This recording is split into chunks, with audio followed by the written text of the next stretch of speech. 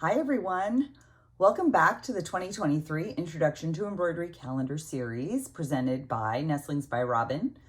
That's me, hello.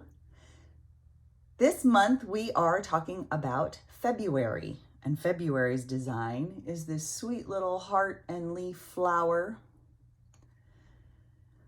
And when I reviewed January's video, I realized that through the process of telling you about what tools you would need, I really kind of went through a lot of the information for process.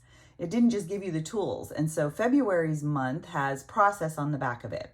Since I don't really need to talk about how to trace with a pencil, what I thought I would do this month is discuss those marking papers that I had presented last month and do a little bit more detail about how they work.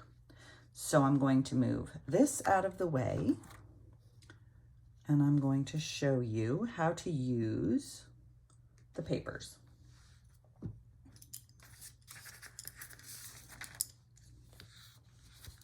For my hard surface, I just have a book with a piece of paper. We have a piece of dark fabric, which I thought would show better what I want to show you with these, since tracing with a pencil is real easy, but the marking papers and the white chalk pencils are much better for dark fabrics. And like I said last month, you would need to trace off one design if you want to do this, because those cards are too thick for you to put the stylus or the wheel through. Okay, so since we're working on dark paper, let's talk about these wax papers. If you can see, there's a little bit of sheen on here. That's the wax side of these papers. And then there is a dull side. The wax side is what goes down against your fabric, like so. And I'm going to leave that little bit of fabric showing so that I can get a better idea of how to center my design on there and know where I'm putting it.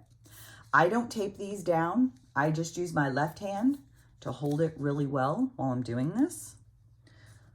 The papers come with a wheel, a little toothed wheel like that.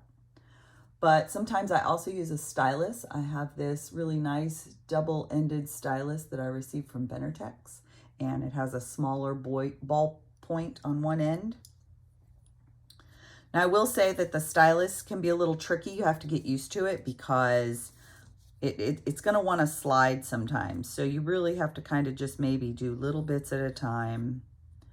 And it's going to give you a little bit wider line than you may want, but it is kind of handy.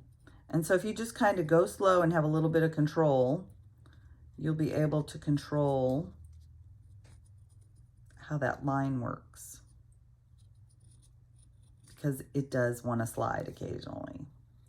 All right, so I'm just going to do this little bit right here just so I can lift this up and show you, but I don't want to lose my place. So can you see there how it's starting to put that line on there for me? Now, if you were using the wheel, here's the wheel. That wheel you just put the little marks, but you have to go slow. You can't go real fast on curves or anything like that. So sometimes what I do is I just put like little spacer marks. I'm just gonna quick roll that right there so that I know, okay, that's where that heart comes to. And just give myself some little teeth. Just use, I might walk it. I might not roll it. I might just walk the wheel. See how I just kind of walk the wheel with my hand? And what that's gonna do is give me basic marks, just where that heart outline is. You see right here?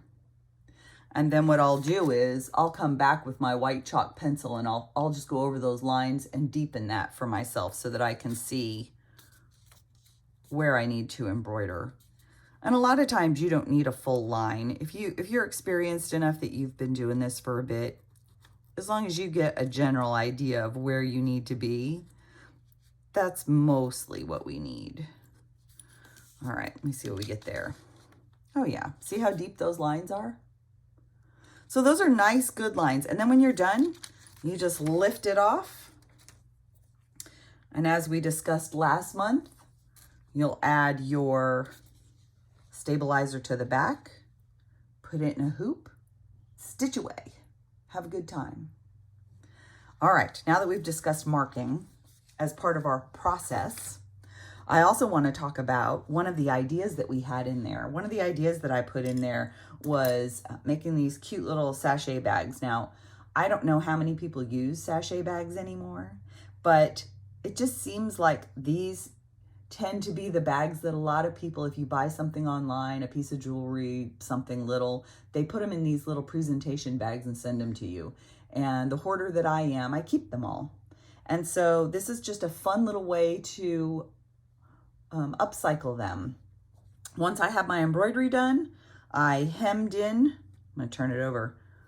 Let's see here. I just hemmed it back down on the back, just enough so that I could pin it in place on this bag.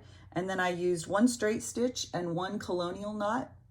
And on the top one here, I had to do it through the bag. You know, I had to do just the one side so that you could open it. But when I did the sides and the bottom, I went ahead and went straight through to the bag. And then get some fun little potpourri or some lavender or something and stick it down in there. And once you fill that bag, you won't even see your stitching, which is nice. It'll just cover it right up. And then you just have a fun new little bag to give someone. I hope you enjoyed that quick little blurb on marking and sachet bags, and I will see you all in February. Thank you. Have a great month. Happy Valentine's Day.